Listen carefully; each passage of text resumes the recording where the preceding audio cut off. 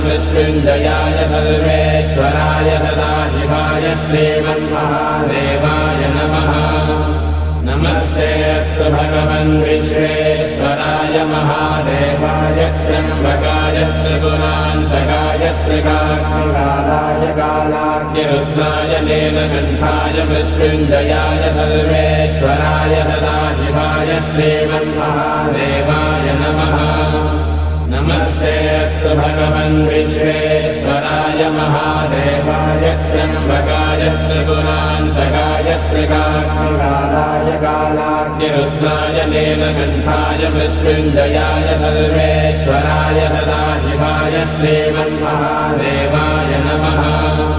नमस्ते अस्तु भगवन् विश्वेश्वराय महादेवाय त्र्यम्बकाय त्रिपुरान्तकाय त्रिकाग्निकालाय कालाग्निरुद्राय